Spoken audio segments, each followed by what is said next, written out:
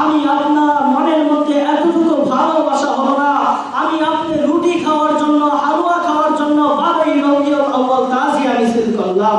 12ই রবিউল আউয়াল নবীর জন্মদিন উপলক্ষে আমি মিছিল করলাম, আমি এটা করলাম, বিভিন্ন কাজ করলাম। অথচ দুনিয়ার বুকে কাদিয়ানীরা, কাফেররা আমার নবীর পরে নবুয়ত দাবি করে, অথচ আমার আপনার নবী বলে গেছেন আমার পরে আর কোনো নবী আসবে না।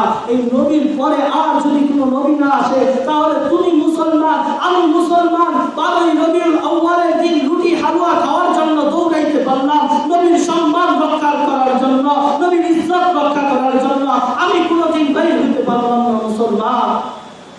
যে নবী পুলসিরাতের ময়দান তোমার জন্য সহজ করে দিবে, যে নবী পুলসিরাতের ময়দান তুমি পানি দিতে পারবে না, তোমার জন্য সিজদায় পড়ে যাবে, যে নবী দুনিয়াতে থাকতে সারা দিন সারা রাত, কোনো রাত আমার নবী ঘুমাইতে পারেন নাই, শুধুমাত্র উম্মতের চিন্তা, আমার উম্মতের কি অবস্থা হবে, আমার উম্মতটা জাহান্নামে চলে গেল, আমার উম্মতটা কি গুনাহ করে জাহান্নামে চলে গেল।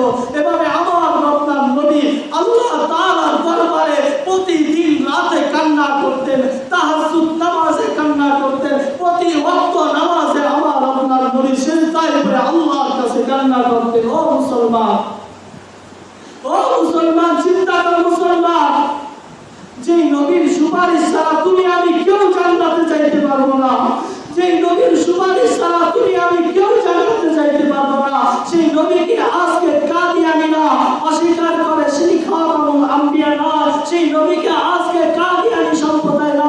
এই যে বরকতুল্লাহ রামনাথপুরের, টিকটপুরের পরে রামনাথপুর, সেই বরকতুল্লাহ নবী দাবি করলো, মুসলমান তোমার আমার কোনো প্রতিবাদের কোনো সুর উঠল না।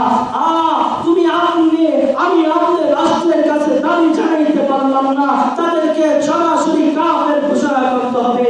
ও মুসলমান, আমার আপনার নবীর সম্মান রক্ষা করা আমার আপনার জন্য ওয়াজিব, আমার আপনার জন্য ফরজ, আমার আপনার এটা কর্তব্য, আমার আপনার জন্য এটা কর্তব্য। আমার আপনার মা বাবাকে কেউ গালি দিলে আমি আপনি ছেড়ে দিই না।